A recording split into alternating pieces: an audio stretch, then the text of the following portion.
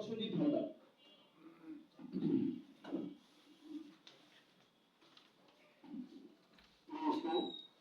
প্রথমে ধন্যবাদ জ্ঞাপন করছি আজকে এই সংবাদ সম্মেলনে উপস্থিত আমাদের জাতির আস্থা, যাদের মাধ্যমে আমাদের সকল খবরাখবর বা আমাদের উপর যত অত্যাচার নির্যাতন এটা নিজের দেশ সহ বহির্বিশ্বের কাছে পৌঁছায়, সেই সকল সাংবাদিক ভাইদের কাছে আজকে বাংলাদেশ জাতীয় হিন্দু যুব মহাজোট কর্তৃক আয়োজিত এই সংবাদ সম্মেলন। আপনারা ইতিমধ্যে অবগত হয়েছেন যে কিসের জন্য আজকের এই সংবাদ সম্মেলন আয়োজন করা হয়েছে। আমাদের বিষয়টা অত্যন্ত গুরুত্বপূর্ণ যে বাংলাদেশের বিদ্যমান সকল ধর্ম, শুধু একটা ধর্ম নয়, সকল ধর্মের অবমাননা রোধে সুস্পষ্ট আইন প্রণয়ন ও সকল ধর্মের অবমাননার বিচারের ক্ষেত্রে আইনের সমান প্রয়োগ নিশ্চিত করার দাবিতে আজকের এই সংবাদ সম্মেলন।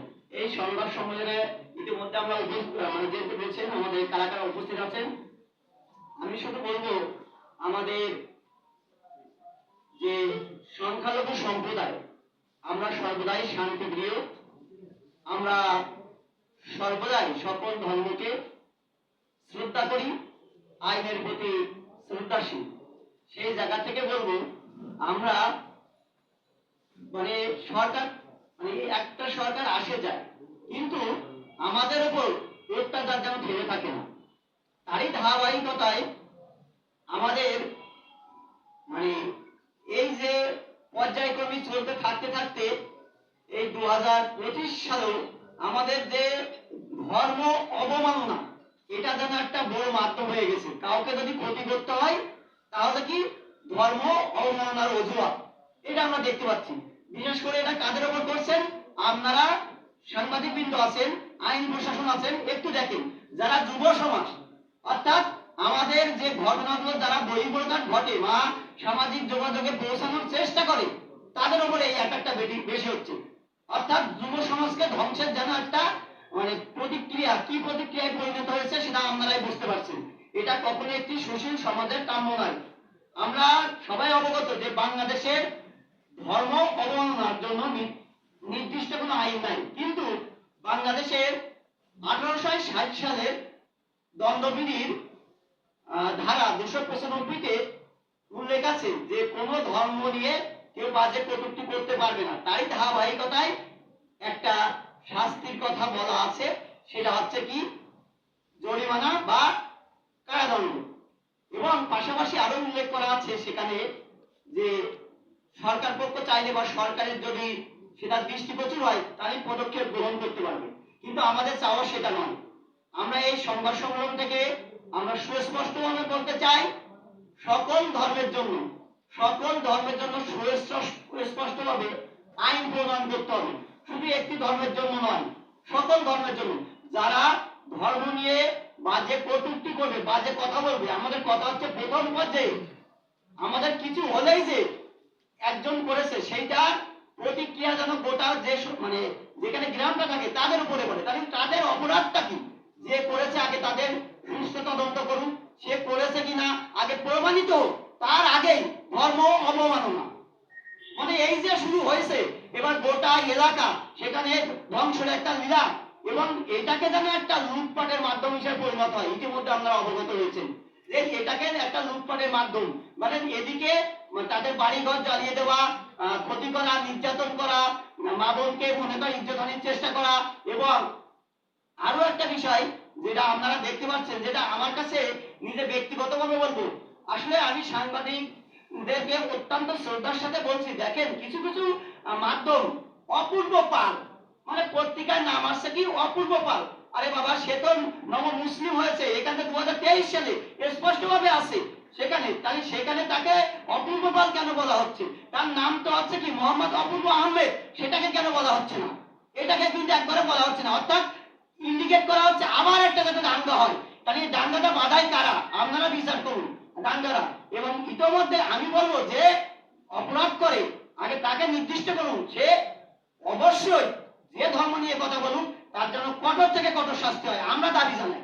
সেটা যদি যে ধর্মের হোক, আমার ধর্মের হলে আমি নিজে গিয়ে বলবো আমি অপরাধ করলে আমি নিজে আমার বিরুদ্ধে বলুক, এটা আমি চাই, কিন্তু মিথ্যা অপবাদ দিয়ে তাকে ক্ষতি করা এটা কোনো প্রশ্নই আসে না। এবং আমাদের যুব মহাজোটের বিপ্লবী এবং আমাদের তিনি বাংলাদেশ সম্মিলিত সহকারী জাগরণ জোটের অন্যতম প্রতিনিধি রাজেশ নাহাদাদা বলেছেন, তারই কথাই একটু আমি কথা বলবো। আসলে দেখেন, তিনি অনেক সুন্দরভাবে ব্যাখ্যা করছেন। তারপরে বলি যে আমাদের স্বরাষ্ট্র উপদেষ্টা সম্মানিত, তারা আমরা শ্রদ্ধা করি, কারণ তিনি একটা মানে প্রধান, তিনি আইন শৃঙ্খলা নিয়ন্ত্রণ করেন। কিন্তু আমরা আর বরাবরই বলেছি, কিন্তু আমাদের সভাপতি মহোদয় বলেছেন আমরা অন্যান্য বছরের তুলনায় আমাদের যে শারদীয় যে দুর্গা উৎসব অনেক সুন্দরভাবে পালন করেছি, কিন্তু আমাদের কোনো কেন আমরা এই দুর্গা উৎসবে এই বিভিন্ন বাহিনীর পাহারা দিতে হবে কেন? আমরা যখন 5 আগস্টের পরে আন্দোলন করি, 9 আগস্ট 2024 এবং 10 আগস্ট 2024 এবং 13 আগস্ট যখন প্রধান উপদেষ্টা যমুনা ভবনে ডাকেন, সেখানে কিন্তু নিজে আমার ভিডিও ফুটেজে দেখবেন আমার সামনে বলছেন আমরা এখনো স্বাধীন নয়। প্রথমে একটি কথা বলেছেন ডক্টর মোহাম্মদ ইউনূস স্যার, এই স্বাধীন নয়। কারণ কেন স্বাধীন নয়? যে দেশে এখনো মানে মসজিদ পাহারা দিতে মানে কাউকে লাগে না, কিন্তু মন্দির পাহারা দিতে কেন বা পূজা পার্বণ হলে কেন আইন প্রশাসন লাগবে? তিনি এই কথাটা বলেছিলেন যে এর ব্যতিক্রম চাই, কিন্তু আমরা এখনো অবধি কোনো পদক্ষেপ দেখতে পাচ্ছি না। আমাদের অত্যাচার যেন বেড়েই চলেছে এবং স্বরাষ্ট্র উপদেষ্টা পূজাটা এত সুন্দরভাবে পালিত হওয়ার পরেও তিনি দেখেন আবার একটা তার মতো দায়িত্বশীল জায়গা থেকে 793টি পূজা মণ্ডপের কথা নির্দিষ্ট করে ওষুধের দাড়িগোল নিয়ে যাচ্ছে, দাড়িগোল নিয়ে টানাটানি। আমি বলবো তিনি হয়তো ধর্ম সম্পর্কে কতটুকু জানেন আমার আসলে জানা নাই। আমার মনে হয় তিনি সনাতন ধর্ম সম্পর্কে এখনো 20% জ্ঞান অর্জন করতে পারেন নাই। যদি সনাতন ধর্মকে জ্ঞান অর্জন করতো তাহলে তিনি এমন মানে মন্তব্য কখনোই করতো না। কারণ সনাতন শব্দ কথার অর্থটি চিরন্তন চিরস্থায়ী, যা আগেও ছিল এখনো ছিল এবং ভবিষ্যতে থাকবে। এবং সনাতন ধর্ম কখনো কোনো ধর্ম নিয়ে কটূক্তি করা, বাজে মন্তব্য করা এখানে কোনো শেখায় নাই আর শেখাবে নয়। তাহলে এখানে ওষুধ, আচ্ছা ওষুধটা কি আমাদের এটা জানতে হবে। আমরা বিভিন্ন ভিডিও বা আমাদের যে দার্শনিক মহাপুরুষ তাদের যদি জীবন দর্শনগুলো আমরা দেখি যে তারা আমাদের মানে সেটাই সম্প্রদায় বলছেন যে কত সুন্দরভাবে যে আমরা কত ধ্যান সাধনা মগ্ন। মানে একটা মানুষ মনে করেন যখন ধ্যানে থাকে 20 বছর 25 বছর, তার ধ্যান থেকে যখন থাকবে ধ্যান মগ্ন করে কিছু দাড়ি নখ কাটতে যায়, কিন্তু তার নখ কাটতে যাবে, উদাহরণটা তিনি যেটা বলছেন আমি তাই বলি, তাহলে সেক্ষেত্রে আমাদের ওষুধ আমরা কিভাবে বানাবো সেটা আমাদের নিতান্ত ব্যাপার। মানে আমাদের বর্তমানে তো ধর্ম অনুমতিতে আঘাত হাঁটছে এক্ষেত্রে, তা না করে এখানে 7টা পূজা মণ্ডপ নির্দিষ্ট করে তাদেরকে বিরুদ্ধে বিভিন্ন রেডি করা, মানে তাদের তদন্ত করা, চার্জশিট রেডি করা, পরীক্ষা, তাহলে কি এটা তো আর একটা দাঙ্গা সৃষ্টি হওয়ার মাধ্যমে। আমরা এটা কখনো কাম নাই। আমি করজোরে অনুরোধ করবো তাকে, তিনি একটা দায়িত্বশীল জায়গা থেকে, এটা আমাদের কখনো কাম্য নয়, যেন আমাদের বিষয়টা তিনি দেখেন এবং এই বিষয়টা আমরা তার কাছে আবার অনুরোধ জানিয়ে বলবো আজকে সংবাদ সম্মেলন থেকে যে আমাদের যে বিষয়গুলো, আমাদের যদি কোনো বিষয় থাকে তারা যেন আমাদের সাথে, যারা আমাদের নেতৃবর্গ আছে যারা আমাদের এই বিষয়গুলো দেখেন তাদের সাথে বসে সমাধান করার জন্য। ধন্যবাদ সকলকে।